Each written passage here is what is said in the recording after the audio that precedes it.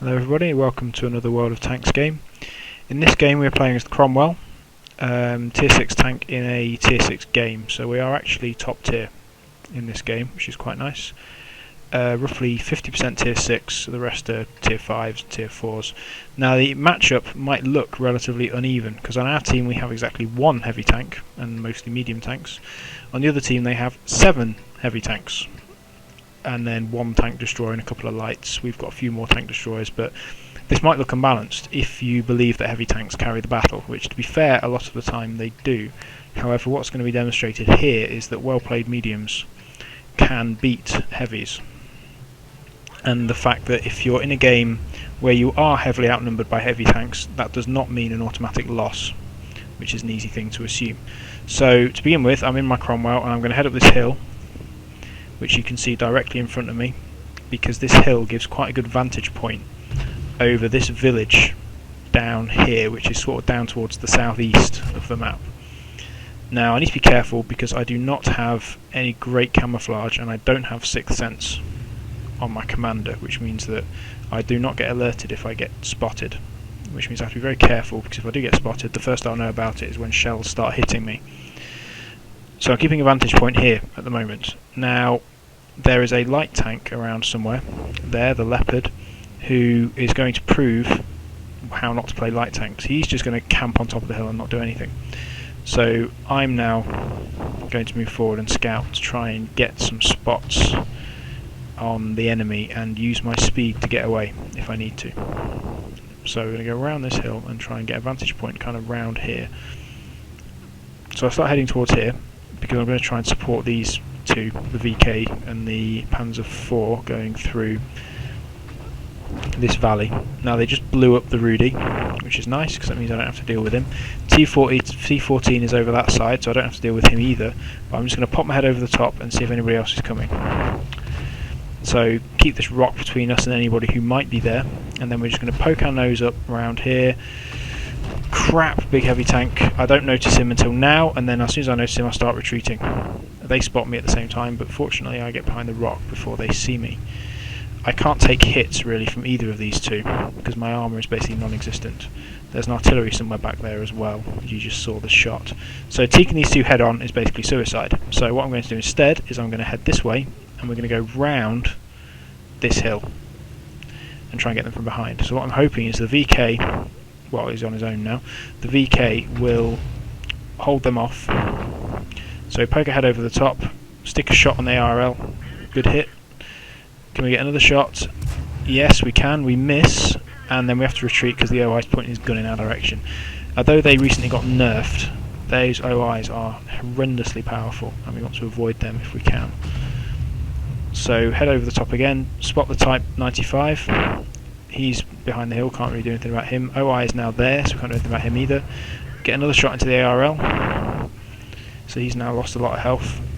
Now we're going to go and try and find the Type 95, which is the Japanese low-tier heavy tank. He puts a shot into us, we put a shot into him, set him on fire, blow him up, which is quite good. Got hit by artillery from over there somewhere. Can't do anything about them right now. FV304 artillery there. Now we're going to try and circle strafe this guy and try and take him down. So we've got one hit, he puts a hit into us, we put another hit into him, and another hit into him before he gets one off on us. The artillery miss, which is good. Take out this F3304, doing the ridgeline high-speed charge over the top.